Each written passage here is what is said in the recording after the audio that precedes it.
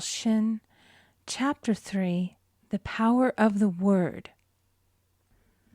By thy words thou shalt be justified, and by thy words thou shalt be condemned. A person knowing the power of the word becomes very careful of his conversation. He has only to watch the reaction of his words to know that they do not return void. Through his spoken word, man is continually making laws for himself. I knew a man who said, "I always miss a car. It invariably pulls out just as I arrive." His daughter said, "I always catch a car. It's sure to come just as I get there." This occurred for years. Each had made a separate law for himself, one of failure, one of success. This is the psychology of superstitions. The horseshoe or rabbit's foot contains no power, but man's spoken word and belief that it will bring him good luck creates expectancy in the subconscious mind and attracts a lucky situation. I find, however, this will not work when a man has advanced spiritually and knows a higher law. One cannot turn back, and one must put away graven images. For example, 2 men in my class had had great success in business for several months, when suddenly everything went to smash. We tried to analyze the situation, and I found, instead of making their affirmations and looking to God for success and prosperity, they had each bought a lucky monkey. And I said, "Oh, I see. You have been trusting in the lucky monkeys instead of God. Put away the lucky monkeys and call on the law of forgiveness, for man has power to forgive or neutralize his mistakes." They decided to throw the lucky monkeys down a coal hole, and all went well again. This does not mean, however, that one should throw away every lucky ornament or horseshoe about the house, but he must recognize that the power back of it is the one and only power, God, and that the object simply gives him a feeling of expectancy. I was with a friend one day who was in deep despair. In crossing the street, she picked up a horseshoe. Immediately, she was filled with joy and hope. She said God had sent her the horseshoe in order to keep up her courage. It was indeed, at that moment, about the only thing that could have registered in her consciousness. Her hope became faith, and she ultimately made a wonderful demonstration. I wish to make the point clear that the men previously mentioned they were depending on the monkeys alone, while this woman recognized the power back of the horseshoe. I know in my own case it took a long while to get out of a belief that a certain thing brought disappointment. If the thing happened, disappointment invariably followed. I found the only way I could make a change in the subconscious was by asserting, there are not 2 powers, there is only one power, God. Therefore, there are no disappointments, and this means a happy surprise. I noticed a change at once, and happy surprises commenced coming my way. I have a friend who said nothing could induce her to walk under a ladder. I said, "If you are afraid, you are giving into a belief in 2 powers, good and evil, instead of one. As God is absolute, there can be no opposing power unless man makes the false of evil for himself. To show you believe in only one power, God, and that there is no power or reality in evil, walk under the next ladder you see." Soon after, she went to her bank. She wished to open her box in the safety deposit vault, and there stood a ladder on her pathway. It was impossible to reach the box without passing under the ladder. She quailed with fear and turned back. She could not face the lion on her pathway. However, when she reached the street, my words rang in her ears, and she decided to turn and walk under it. It was a big moment in her life, for ladders had held her in bondage for years. She retraced her steps to the vault, and the ladder was no longer there. This so often happens. If one is willing to do a thing that he is afraid to do, he does not have to. It is the law of non-resistance, which is so little understood.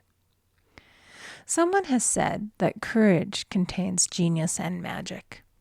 Face a situation fearlessly, and there is no situation to face. It falls away of its own weight.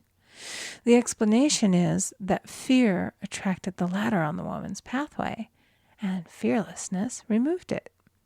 Thus, the invisible forces are ever working for the man who is always pulling the strings himself, though he does not know it.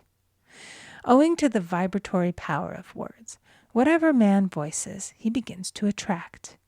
People who continually speak of disease invariably attract it.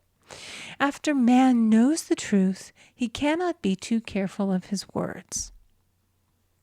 For example, I have a friend who often says on the phone, "Do come to see me and have a fine old-fashioned chat."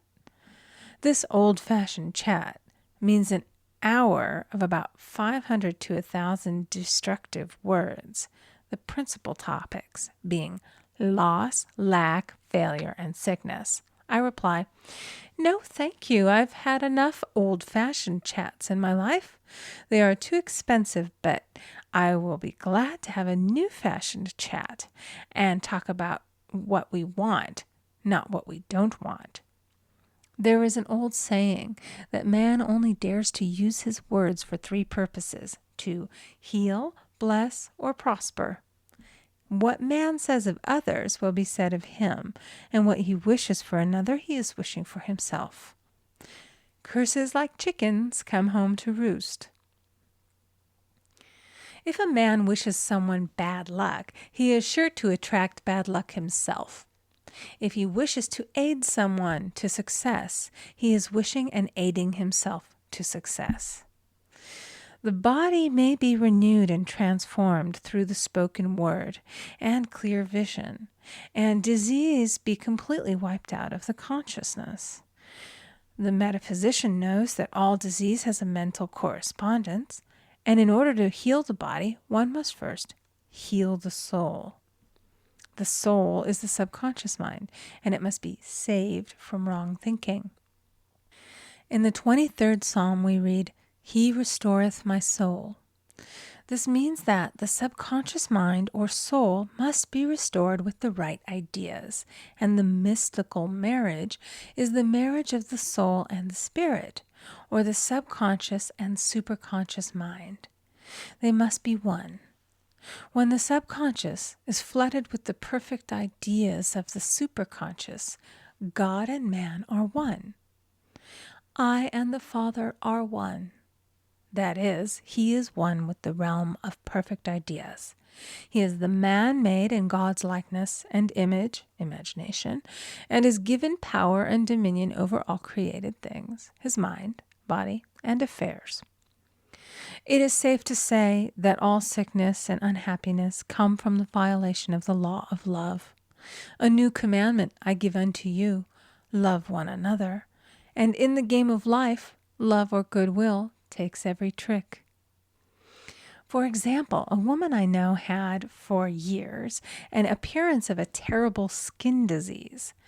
The doctors told her it was incurable and she was in despair. She was on the stage and she feared she would soon have to give up her profession, and she had no other means of support. She, however, procured a good engagement and on the opening night made a great hit. She received flattering notices from the critics and was joyful and elated. The next day she received a notice of dismissal. A man in the cast had been jealous of her success and had caused her to be sent away.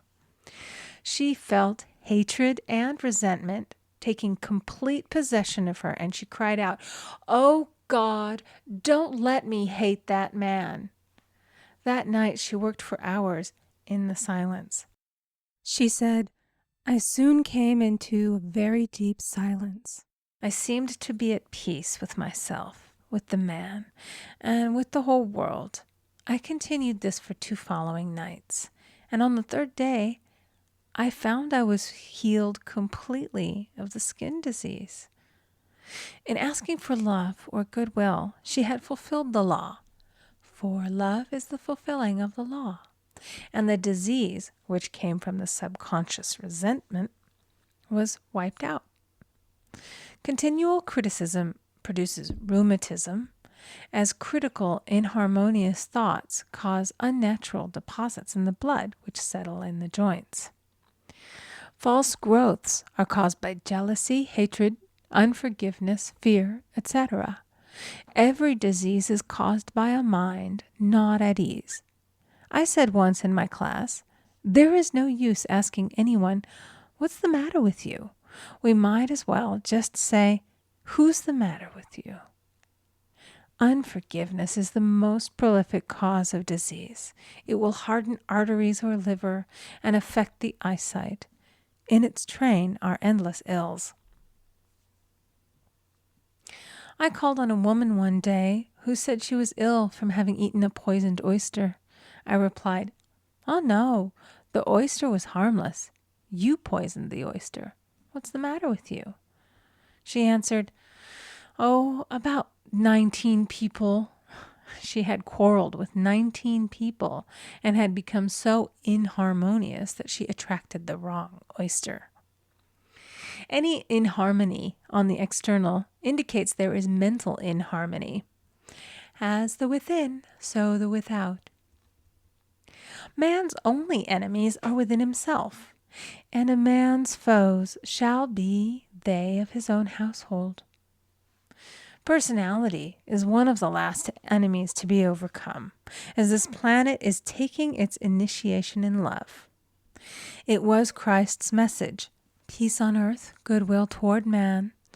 The enlightened man, therefore, endeavors to perfect himself upon his neighbor. His work is within himself, to send out goodwill and blessings to every man, and the marvelous thing is that if one blesses a man, he has no power to harm him. For example, a man came to me asking him to treat for success in business.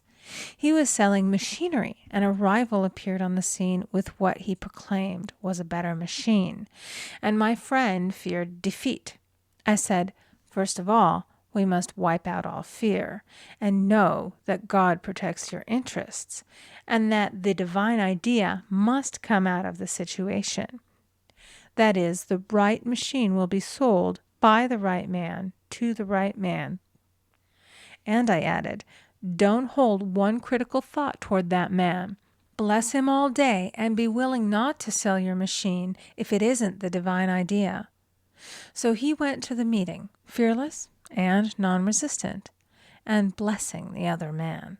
He said the outcome was very remarkable.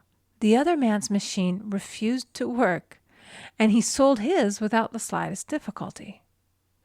But I say unto you, love your enemies, bless them that curse you, do good to them that hate you, and pray for them which spitefully use you and persecute you.